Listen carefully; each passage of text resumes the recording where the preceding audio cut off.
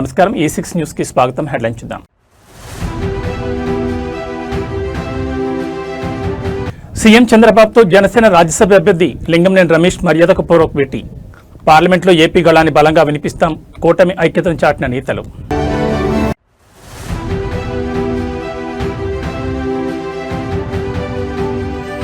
Revanth Reddy mark, history and Prajarajyam డైలాగులతో హిటెక్కిన తెలంగాణ రాజకీయాలు.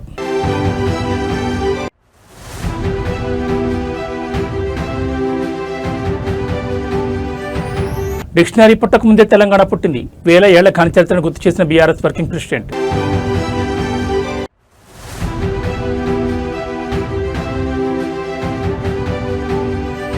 తిరుమలలో భక్తులు అసాధారణ రద్దీ. శ్రీవారి సర్వదర్శనానికి 20 గంటల సుదీర్ఘ సమయం. ఇక డీటెయిల్స్ చూస్తే ఆంధ్రప్రదేశ్ రాజకీయాల్లో రాజ్యసభ ఎన్నికల వేడి కొనసాగుతున్న తరుణంలో అమరావతి వేదికగా ఒక కీలక పొలిటికల్ మూవ్మెంట్ చోటు చేసుకుంది. సీఎం క్యాంపు కార్యాలయంలో ముఖ్యమంత్రి చంద్రబాబు నాయుడిని జనసేన పార్టీ రాజ్యసభ అభ్యర్థి లింగంనేని రమేష్ మర్యాదపూర్వకంగా కలుసుకున్నారు. కూటమి తరపున అత్యంత ప్రతిష్టాత్మకమైన రాజ్యసభ అభ్యర్థిగా తనను ఎంపిక చేసినందుకు ముఖ్యమంత్రికి ఆయన ప్రత్యేక కృతజ్ఞతలు, ధన్యవాదాలు తెలిపారు. ముఖ్యమంత్రి చంద్రబాబు నాయుడుతో జరిగిన ఈ సమావేశంలో జనసేన పార్టీకి చెందిన పలువురు ప్రముఖ ప్రజాప్రతినిధులు, నేతలు భాగస్వామయ్యారు. సీఎంను కలిసిన వారిలో కాకినాడ పార్లమెంట్ సభ్యులు ఉదయ్ శ్రీనివాస్, సీనియర్ శాసనసభ్యులు మండలి బుద్ధప్రసాద్, ఎమ్మెల్సీ హరిప్రసాద్తో పాటు police housing corporation chairman Srinivas ఉన్నారు. రాజ్యసభ ఎన్నికల్లో కూటమి అభ్యర్థుల విజయ అవకాశాలు మరియు అసెంబ్లీలో అనుసరించాల్సిన వ్యూహాలపై ఈ సందర్భంగా ప్రాథమిక చర్చ జరిగినట్టు తెలుస్తోంది. జనసేన అధినేత డిప్యూటీ సీఎం పవన్ కళ్యాణ్ ఆశయాలకు అనుగుణంగా కూటమి సమన్వయంతో పార్లమెంట్లో రాష్ట్ర గళాన్ని బలంగా వినిపిస్తామని లింగంనేని రమేష్ ఈ సందర్భంగా స్పష్టం చేశారు. తెలుగుదేశం, జనసేన, బీజేపీ కూటమి పక్షాల మధ్య గ్రౌండ్ లెవెల్ నుంచి టాప్ లీడర్షిప్ వరకు ఎంతటి సత్సంబంధాలున్నాయో ఈ భేటీ మరోసారి నిరూపించింది. రాబోయే రోజుల్లో ఢిల్లీ పెద్దల సభలో ఏపీ గళం వినిపించబోయే అభ్యర్థుల జాబితాలో ఈ భేటీ అత్యంత ప్రాధాన్యతను సంతరించుకుంది.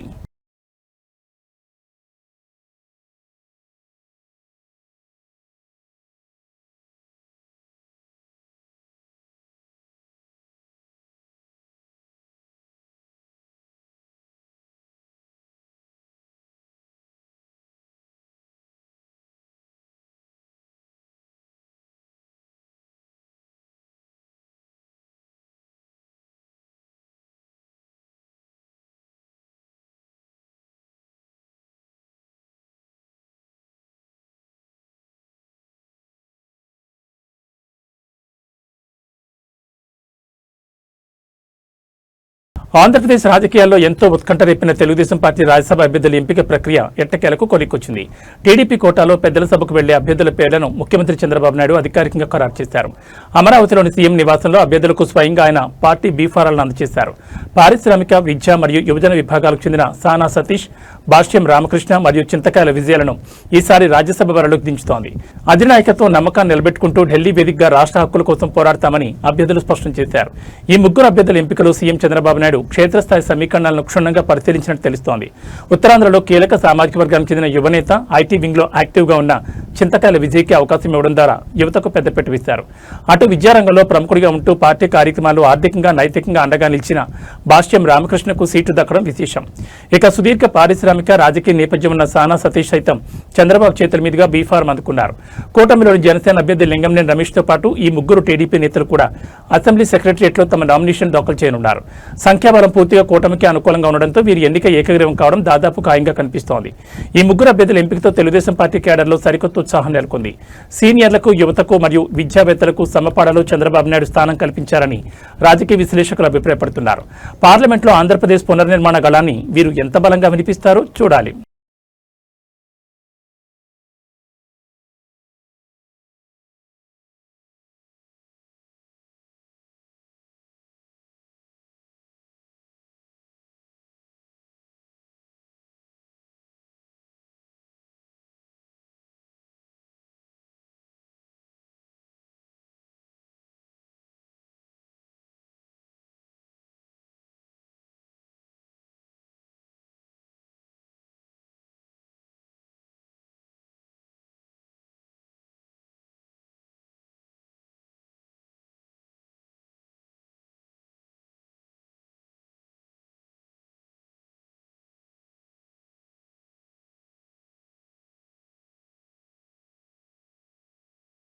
తెలంగాణ కాంగ్రెస్ శ్రేణిలో సరికొత్త జోష్ నింపుతూ ముఖ్యమంత్రి రేవంత్ రెడ్డి చేసిన వ్యాఖ్యలు ఇప్పుడు సోషల్ మీడియాలో పొలిటికల్ కారిడార్లలో తెగ హల్చల్ చేస్తున్నాయి.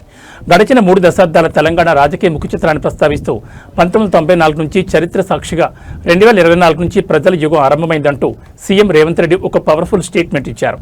ఉమ్మడి రంగారెడ్డి మరియు పాలమూరు సరిహద్దు రాజకీయాల్లో అత్యంత పట్టున్న రంగారెడ్డి సోదరుల సమక్షంలో రాష్ట్రంలో నిజమైన ప్రజల పాలన ప్రజల రాజ్యం మొదలైందని ఆయన స్పష్టం చేశారు. తెలంగాణలో ఇందిరమ రాజ్యం ప్రజాపాలన లక్ష్యాలను ప్రజల్లో బలంగా తీసుకెళ్లే వ్యూహంలో భాగంగా సీఎం రేవంత్ రెడ్డి వ్యాఖ్యలు చేశారు. 1994 నుంచి సాగిన సుదీర్ఘ రాజకీయ ప్రస్థానాన్ని గుర్తు చేస్తూ 2024లో రాష్ట్రంలో కాంగ్రెస్ ప్రభుత్వం ఏర్పడినట్టు నుంచి ఇక్కడ ఒక సరికొత్త ప్రజల యుగం సువర్ణ అధ్యాయం మొదలైందని ఆయన నినదించారు. ముఖ్యంగా నగర శివారు ప్రాంతాలు గ్రామీణ మార్కెట్లలో తిరుగులేని పట్టున్న రంగారెడ్డి సోదరుల దశాబ్దాల రాజకీయ అండదండలను కొనియాడుతూ వారి సమక్షంలో సాగుతున్న ప్రస్తుత పాలన నిరుపేదలు బడుగు బలహీన వర్గాల ఆశయాలకు అద్దం పడుతోందని సీఎం స్పష్టం చేశారు. ఈ వ్యాఖ్యలు కాంగ్రెస్ పార్టీ శ్రేణులకు బూస్ట్ ఇస్తుండగా ప్రత్యర్థి పార్టీల శ్రేణులను ఆలోచనలో పడేశాయి. సీఎం రేవంత్ రెడ్డి ప్రతిపాదిస్తున్న ఈ 2024 ప్రజల యుగం నినాదాన్ని కాంగ్రెస్ సోషల్ మీడియా వింగులు విపరీతంగా ట్రెండ్ చేస్తున్నాయి. అయితే ప్రతిపక్ష పార్టీలు మాత్రం గత 10 ఏళ్ల ప్రగతిని తక్కువ చేసి మాట్లాడడం సరికాదని విమర్శిస్తున్నాయి. ఏదేమైనా Revanth Reddy mark history and ప్రజల రాజ్యం పొలిటికల్ డైలాగులతో తెలంగాణ పాలిటిక్స్ మరోసారి హీటెక్కాయి. 94 నుంచి 2004 వరకు తెలుగుదేశం పార్టీ అధికారంలో ఉన్నది. 2004 నుంచి 2014 వరకు కాంగ్రెస్ పార్టీ వైఎస్ఆర్ 2 సార్లు ముఖ్యమంత్రి అయింది. 2014 నుంచి 2026 వరకు 2024 వరకు బీఆర్ఎస్ 2 సార్లు ప్రభుత్వం ఏర్పాటు చేసింది. నేను ఇవాళ మా రంగారెడ్డి జిల్లా సోదరుల సాక్షిగా నేను చెప్పదలుచుకున్నా, ఈ 2024 నుంచి 2034 వరకు ప్రజాపాలన ఉంటుంది. తెలంగాణ రాజకీయాల్లో అస్తిత్వం చుట్టూ సాగుతున్న వివాదం మరోసారి తీవ్ర రూపం దాల్చింది. డిక్షనరీలో ఎక్కడా తెలంగాణ అనే పదమే లేదంటూ తెలుగుదేశం పార్టీ నేత బక్కన్ నరసింహులు చేసిన వ్యాఖ్యలు తీవ్ర దుమారానికి దారితీశాయి. ఈ వ్యాఖ్యలపై బీఆర్ఎస్ వర్కింగ్ ప్రెసిడెంట్ కేటీఆర్ అత్యంత తీవ్రంగా స్పందించారు. చరిత్ర తెలియని కొంతమంది అజ్ఞానులు డిక్షనరీలో తెలంగాణ పదం లేదని మాట్లాడుతున్నారని, అసలు డిక్షనరీ అనేది పుట్టకముందే 1000 ఏళ్ల కిందటనే తెలంగాణ గడ్డ పుట్టిందంటూ కేటీఆర్ పవర్ఫుల్ కౌంటర్ ఇచ్చారు. తెలంగాణ చరిత్రను కించపరిచేలా సాగిన ఈ వివాదం తెలంగాణ ప్రాంతీయ భావోద్వేగాలు చారిత్రక నేపథ్యంపై టీడీపీ నేత బక్కన్ నరసింహులు చేసిన కామెంట్స్ సోషల్ మీడియాలో వైరల్ కావడంతో బీఆర్ఎస్ శ్రేణులు తీవ్రంగా మండిపడుతున్నాయి. దీనిపై స్పందించిన కేటీఆర్ తెలంగాణ అనే పదం కేవలం నిఘంటువుల్లో వెతుక్కునేది కాదని, అది కోట్లాది మంది ప్రజల శతాబ్దాల ఆకాంక్ష మరియు 1000 ఏళ్ల నాటి చారిత్రక వాస్తవమని గుర్తు చేశారు. పురాణాలు కాకతీయుల శాసనాల కాలం నాటి నుంచే త్రిలింగ దేశంగా తెలంగాణగా ఈ గడ్డకు ఘనమైన చరిత్ర ఉందని, కనీస జ్ఞానం లేని కొంతమంది అజ్ఞానులు మాత్రమే ఇలాంటి వితండవాదాలు చేస్తారని ట్విట్టర్ వేదికగా కడిగిపారేశారు. తెలంగాణ అస్తిత్వాన్ని తక్కువ చేసి మాట్లాడితే ఇక్కడి ప్రజలు సహించబోరని కేటీఆర్ స్పష్టం చేశారు. కేటీఆర్ ఇచ్చిన ఈ ఘాటు కౌంటర్తో తెలంగాణ సెంటిమెంట్ మరోసారి తెరపైకొచ్చింది. బీఆర్ఎస్ శ్రేణులు సోషల్ మీడియా వ్యాప్తంగా తెలంగాణ చరిత్ర హ్యాష్ ట్యాగ్లతో సరికొత్త క్యాంపెయిన్ మొదలుపెట్టాయి. అటు టీడీపీ నేతలు మాత్రం బక్కన్ నరసింహులు వ్యాఖ్యల వెనుక ఉన్న అసలు ఉద్దేశం అది కాదంటూ కవర్ చేసే పనిలో పడ్డారు. ఏదేమైనా ఈ dictionary versus history war Telangana politics ను ఉపేస్తోంది. చరిత్ర తెలియని కొంతమంది అజ్ఞానులు డిక్షనరీలో తెలంగాణ పదమే లేదంటున్నారు. వారికి తెలియదు ఏంటంటే డిక్షనరీలు పుట్టక ముందే 1000 ఏళ్ల కిందటనే పుట్టింది తెలంగాణ. ఏంది మన ప్రత్యేకత, ఏంది మన విశిష్టత, 7 తరాల మన చుట్టాలు ఎవరు? రాణి రుద్రమ్మ, సమ్మక్క సారలమ్మ, సాకలి ఐలమ్మ, రామ్జీ గోండు, కొమరం భీమ్, సర్వాయి పాపన్న, పండుగ సాయన్న, దొడ్డి కుమరన్న, షోయబుల్లా ఖాన్, ఒక షేక్ బందగి. ఒక్కరా ఇద్దరా? ఎందరు వీరులు, ఎందరు ధీరులు, అనువనువున ఆత్మగౌరవం, నరనరాన పోరాటం పోటెత్తే జాతి మనది. అంతర్జాతీయంగా భౌగోళిక రాజకీయ ఉద్రిక్తతలు పెరుగుతున్న వేళ భారతదేశ ఆర్థిక ప్రగతిని కాపాడుకునేందుకు ప్రధాని నరేంద్ర మోడీ సరికొత్త వ్యూహాత్మక సమీక్ష నిర్వహించారు. ఢిల్లీ వేదికగా ప్రధానమంత్రి ఆర్థిక సలహా మండలి సభ్యులతో ప్రధాని మోడీ ఉన్నత స్థాయి సమావేశం జరిపారు.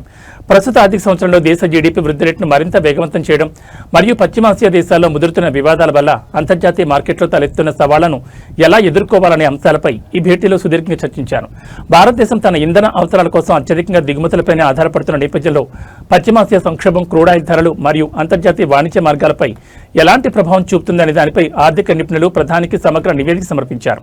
గ్లోబల్ మార్కెట్లో అనిశ్చితి ఉన్నప్పటికీ గడిచిన త్రైమాసికంలో భారతదేశం సాధించిన బలమైన ఆర్థిక వృద్ధిని ప్రధాని అభినందించారు. ఇదే వేగాన్ని కొనసాగించడానికి పారిశ్రామిక రంగానికి మరింత ఊతమివ్వాలని, పెట్టుబడులకు అనుకూల వాతావరణాన్ని కల్పించాలని మోడీ సూచించారు. ముఖ్యంగా ఈజ్ ఆఫ్ లివింగ్ మరియు ఈజ్ ఆఫ్ డూయింగ్ బిజినెస్ లో భాగంగా నిబంధనలను మరింత సరళీకరిస్తూ దేశీయ తయారీ రంగాన్ని బలోపేతం చేయడం ద్వారా విదేశీ పెట్టుబడులను భారీగా ఆకర్షించవచ్చని, ఈ సమావేశంలో ఏకాభిప్రాయం వ్యక్తమైంది. అంతర్జాతీయ సవాళ్లను తట్టుకోవడానికి దేశంలో గ్రీన్ ఎనర్జీ, స్వదేశీ వస్తువుల వాడకాన్ని పెంచాలని, దిగుమతులపై ఆధారపడడాన్ని తగ్గించుకోవాలని ప్రధాని మోడీ ఈ సందర్భంగా దేశ ప్రజలకు పిలుపునిచ్చారు. ప్రధాని జరిపిన ఈ ఉన్నత స్థాయి సమీక్షతో రాబోయే రోజుల్లో కేంద్ర ప్రభుత్వం నుంచి మరికొన్ని కీలక ఆర్థిక సంస్కరణలు వచ్చే అవకాశం స్పష్టంగా కనిపిస్తోంది.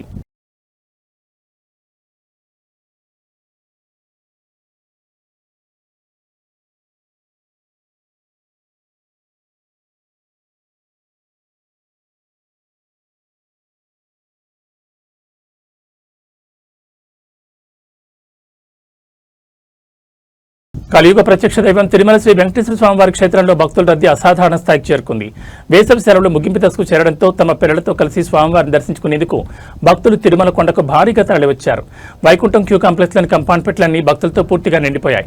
టోకెన్ లేని సర్వదర్శనం కోసం వేచి ఉన్న భక్తుల క్యూ లైన్ ఏకంగా కొండపై ఉన్న ప్రముఖ ఆధ్యాత్మిక ప్రాంతం శిలాతోరణం వరకు కిలోమీటర్ల మేర విస్తరించింది. ప్రస్తుతం ఉన్న రద్దీ దృష్ట్యా సామాన్య భక్తులకు శ్రీవారి దర్శనం కావడానికి ఏకంగా 20 గంటల సుదీర్ఘ సమయం పడుతోంది. తిరుమల తిరుపతి దేవస్థానం వెల్లడించిన తాజా నివేదిక ప్రకారం నిన్న ఒక్కరోజే ఏకంగా 90,107 మంది భక్తులు శ్రీవారిని దర్శించుకుని మొక్కులు చెల్లించుకున్నారు.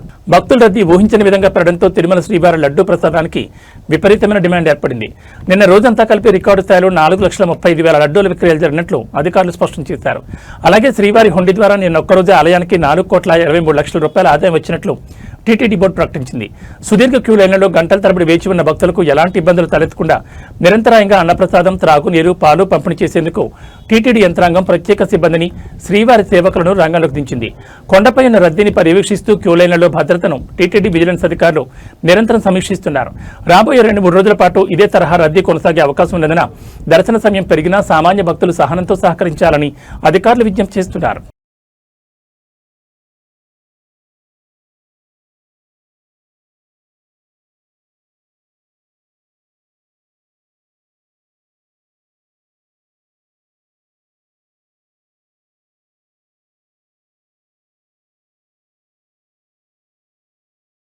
ఎన్టీఆర్ జిల్లాలో హైవేపై వెళ్తున్న ఒక ఆర్టీసీ బస్సులో ఘోర ప్రమాదం చోటు చేసుకుంది. జగ్గేపేట నుంచి విజయవాడకు సుమారు 40 మందికి పైగా ప్రయాణికులతో వెళ్తున్న ఆర్టీసీ బస్సులో ఒక్కసారిగా మంటలు చెలరేగాయి.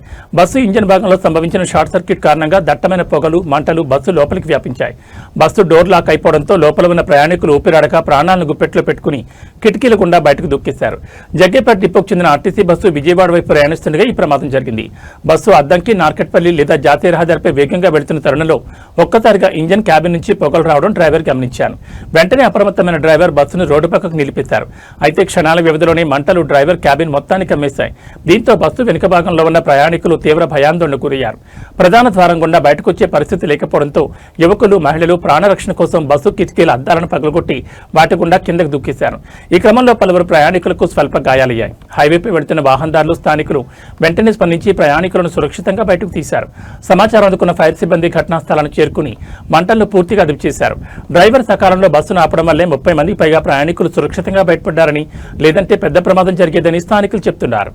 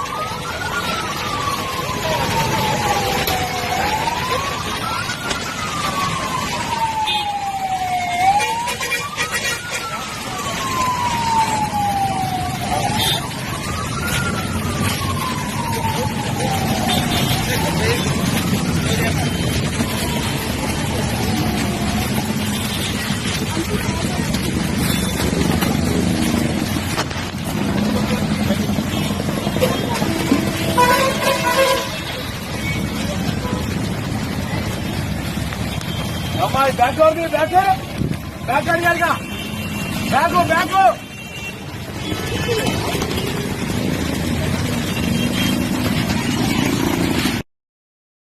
తెలంగాణ ప్రముఖ పుణ్యక్షేత్రం యాదగిరిగుట్ట శ్రీ లక్ష్మీనరసింహస్వామి ఆలయంలో భక్తుల రద్దీ ఒక్కసారిగా అమాంతం పెరిగింది. వేసవి సెలవులు ముగుస్తుండటంతో పాటు ఈ రోజు ఆదివారం సెలవుదినం కావడంతో స్వామివారిని దర్శించుకునేందుకు వేలాదిగా భక్తులు కొండపైకి తరలివచ్చారు. దీంతో యాదాద్రి ప్రసాద విక్రయశాలలు, కళ్యాణకట్ట, పుష్కరిణి పరిసర ప్రాంతాలు భక్తులతో పూర్తిగా కిక్కిరిసిపోయాయి. క్యూలైన్లు భారీగా నిండిపోవడంతో లక్ష్మీ నరసింహుడి ఉచిత దర్శనానికి మరియు ప్రత్యేక దర్శనాలకు గంటల కొద్దీ సమయం పడుతోంది. ఉదయం నుంచే యాదగిరిగుట్ట లక్ష్మీ నరసింహస్వామి వారి ఆలయ క్యూ కాంప్లెక్స్లు భక్తులతో నిండిపోయాయి. ప్రస్తుతం ఉన్న రద్దీని బట్టి స్వామివారి ధర్మదర్శనానికి సుమారు 3 గంటల సమయం పడుతుండగా 150 రూపాయల ప్రత్యేక ప్రవేశ దర్శనానికి 2 గంటల సమయం పడుతోందని ఆలయ అధికారులు అధికారికంగా వెల్లడించారు. జూన్ 2వ వారం కావడంతో స్కూలు తెరుచుకోనున్న నేపథ్యంలో కుటుంబ సమేతంగా స్వామివారిని దర్శించుకునేందుకు భక్తులు పెద్ద ఎత్తున తరలివచ్చారు. కొండపైకి వచ్చే వాహనాల సంఖ్య పెరగడంతో పార్కింగ్ స్థలాలు కూడా పూర్తిగా నిండిపోయాయి. భక్తులకు ఎలాంటి అసౌకర్యం కలగకుండా ఆలయ ఆధ్వర్యంలో క్యూలైన్లో నిరంతరాయంగా పాలు, త్రాగునీరు అందిస్తూ భద్రతను పర్యవేక్షిస్తున్నారు. రద్దీ మరింత పెరిగే అవకాశం ఉండడంతో లడ్డు ప్రసాద కౌంటర్ల వద్ద అదనపు సిబ్బందిని కేటాయించారు. అలాగే ఘాట్ రోడ్డుపై ట్రాఫిక్ ఇబ్బందులు తలెత్తకుండా స్థానిక పోలీసులు గట్టి బందోబస్తు నిర్వహిస్తున్నారు. స్వామివారిని దర్శించుకునే భక్తులు ఆలయ నిబంధనలకు సహకరించాలని అధికారులు కోరుతున్నారు.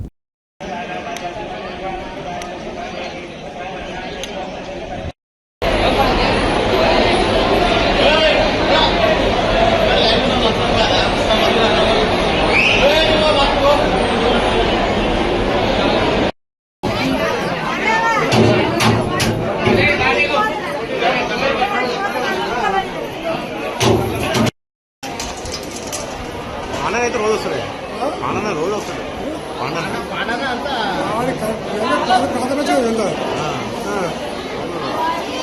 రికార్డింగ్ అవుతుంది సార్ వాయిస్.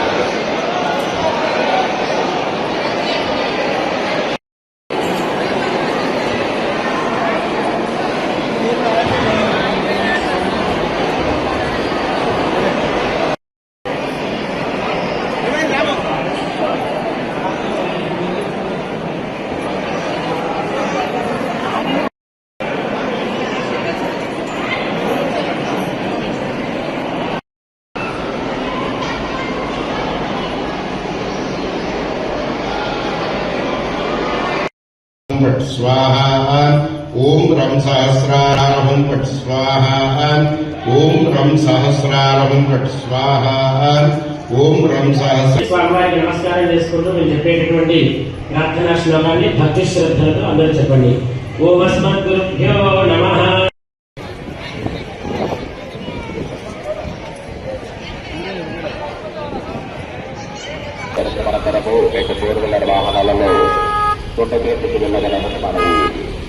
వాహనాలలో జగిత్యాల జిల్లా వేదికగా రైతులకు మరియు పర్యావరణ నిబంధనలకు మధ్య సాగుతున్న ఒక వివాదం ఇప్పుడు సామాజిక మాధ్యమాల్లో పెను సంచలనంగా మారింది. కదలాపూర్ మండలం రాజారాం తాండా గ్రామంలో వరి కొయ్యలు కాల్చాడనే నెపంతో ఒక సామాన్య రైతుకు గ్రామ పంచాయతీ కార్యదర్శి ఏకంగా 5,000 రూపాయల భారీ జరిమానా విధించారు. ఈ వ్యవహారం వెలుగులోకి రావడంతో నెటిజన్లు, రైతు సంఘాలు తీవ్రస్థాయిలో మండిపడుతున్నాయి. కాలుష్యం పేరిట కేవలం అన్నదాతల్ని టార్గెట్ చేస్తున్నారంటూ అధికారులను నిలదీస్తున్నారు. వరి కోతల తర్వాత పొలాల్లో మిగిలిపోయే వరి కొయ్యలను తగలబెట్టడం వల్ల వాయు కాలుష్యం పెరుగుతుందంటూ కాలుష్య నియంత్రణ మండలి మరియు ప్రభుత్వం కఠిన ఆదేశాలు జారీ చేశాయి. ఈ ఆదేశాల అమల్లో భాగంగా రాజారాం తాండాలో పొలానికి నిప్పెట్టిన రైతుకు నోటీసులు ఇచ్చి 5,000 ఫైన్ వేశారు. అయితే ఈ చర్యపై డిజిటల్ ప్లాట్ఫామ్స్ లో పెద్ద ఎత్తున నిరసన వ్యక్తమవుతోంది. ఓళ్ల పక్కనే ఉండే డంపింగ్ యార్డులు తగలబడుతున్నప్పుడు 100 టన్నుల పొగను వదులుతున్న ఇటుక బట్టీలు, కెమికల్ పరిశ్రమలపై అధికారులు ఎందుకు ఇలాంటి జరిమానాలు విధించడం లేదని నెటిజన్లు నిలదీస్తున్నారు. పెద్ద పెద్ద ఫ్యాక్టరీల యజమానులను వదిలేసి పెట్టుబడి రాక అల్లాడుతున్న సామాన్య రైతుపై ఇంతటి కఠినత్వం చూపించడం ఎంతవరకు న్యాయమని ప్రశ్నిస్తున్నారు. వరి కొయ్యలను కాల్చొద్దని చెప్పే ప్రభుత్వం వాటిని భూముల్లోనే కొల్లింపజేసేందుకు లేదా తొలగించేందుకు అవసరమైన ప్రత్యామ్నాయ యంత్రాలను రైతులకు సబ్సిడీపై ఎందుకు అందించడం లేదని చర్చ కూడా మొదలైంది. జరిమానాలతో భయభ్రాంతులు గురిచేయడం మానుకోవాలని రైతులు డిమాండ్ చేస్తున్నారు.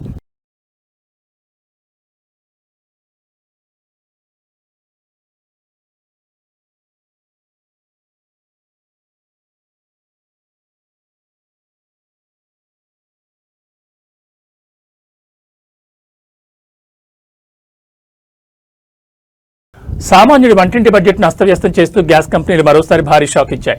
గృహ వినియోగానికి ఉపయోగించే 14.2 కేజీల ఎల్పీజీ సిలిండర్ ధరను పెంచుతూ దేశీయ చమురు సంస్థలు నిర్ణయం తీసుకున్నాయి.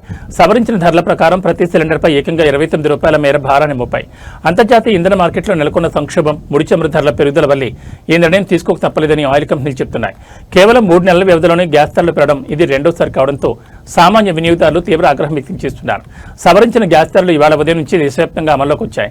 తాజా పెంపుతో దేశ రాజధాని ఢిల్లీలో 14.2 కేజీల డొమెస్టిక్ సిలిండర్ ధర 913 రూపాయల నుంచి 942 రూపాయలకు చేరుకుంది. ఇక హైదరాబాద్ విషయానికి వస్తే స్థానిక పన్నులు మరియు రవాణా ఛార్జీల నేపథ్యంలో ఇక్కడ సిలిండర్ ధర ఏకంగా 994 రూపాయల వద్దకు చేరి 1000 రూపాయల మార్కుకు చేరువలో ఉంది. గత మార్చి 7వ తేదీన అంతర్జాతీయ మార్కెట్ ఒత్తిళ్ల కారణంగా సిలిండర్పై ఏకంగా 60 రూపాయలు పెంచిన సంస్థలు ఇప్పుడు మరో 29 రూపాయలు బాదాయి. దీంతో కేవలం 3 నెలల్లోనే వినియోగదారులపై సిలిండర్కు 89 రూపాయల అదనపు భారం పడింది. అటు మే నెల మధ్య గడువు నుండి పెట్రోల్, డీజిల్ ధరలు కూడా లీటర్కు 7 రూపాయల 50 పైసల వరకు, సిఎన్జి ధరలు కేజీకి 6 రూపాయల వరకు పెరగడం సామాన్యుని మరింత కుంగదీస్తోంది. అంతర్జాతీయంగా పశ్చిమాసియాలో నెలకొన్న ఉద్రిక్తతల వల్ల చమురు సరఫరాకు ఆటంకం కలిగిందని, ఇప్పటికీ ప్రతి డొమెస్టిక్ సిలిండర్ సరఫరాపై కంపెనీలు సుమారు 700 రూపాయల వరకు నష్టాలను భరిస్తున్నాయని ఇండస్ట్రీ వర్గాలు అంటున్నాయి. ఏదేమైనా వరుసగా పెరుగుతున్న ఇంధన ధరలు సామాన్యుని నెలవారీ జీవన వ్యయాన్ని తీవ్రంగా ప్రభావితం చేస్తున్నాయి.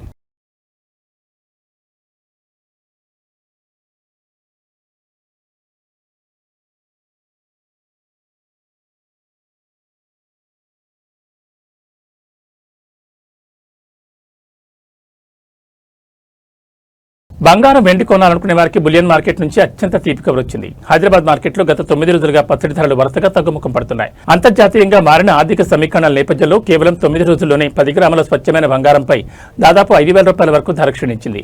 అటు వెండి కూడా ఇదే బాటలో పయనిస్తూ కిలోపై ఏకంగా 20,000 రూపాయల మేర భారీగా దిగొచ్చింది. గత నెల 29 రికార్డు స్థాయి గరిష్టాల వద్ద ఉన్న ధరలు నేడు సామాన్యుడికి అందుబాటులోకి వచ్చే స్థాయికి పడిపోయాయి. గత నెల మే 29వ తేదీన హైదరాబాద్లో 24 క్యారెట్ల 10 గ్రాముల బంగారం ధర రికార్డు స్థాయిలో 1,57,640 రూపాయలుగా ఉండేది.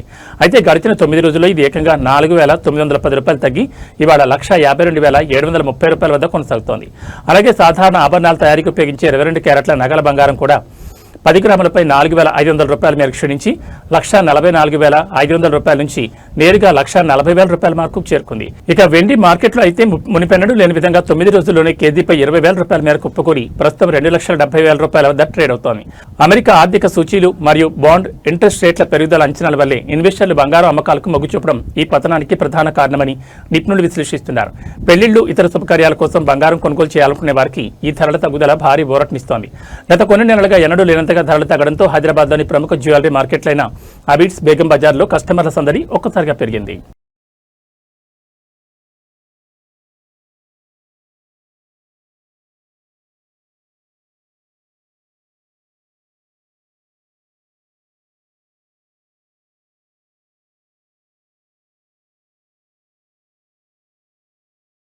ఒక్కపోత సతమతమవుతున్న తెలంగాణ ప్రజలకు వాతావరణ నిపుణులు చల్లటి వార్త అందించారు. ఈ రోజు మధ్యాహ్నం నుంచి రాత్రిలోపు రాష్ట్రంలోని పలు జిల్లాల్లో భారీ వర్షాలు కురిసే అవకాశం ఉందని వాతావరణ శాఖ వెల్లడించింది.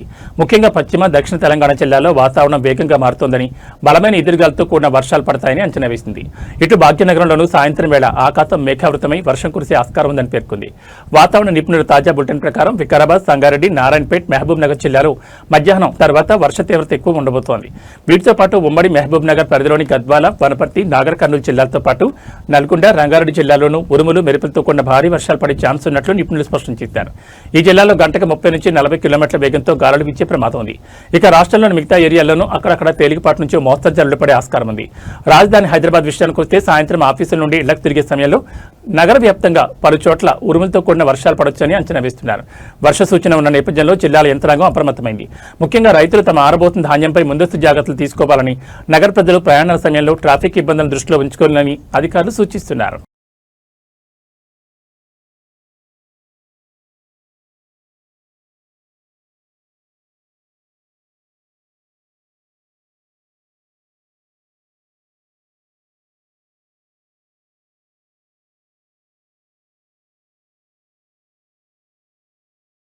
ఏబీ బులెటిన్ శిష్యులు నమస్కారం.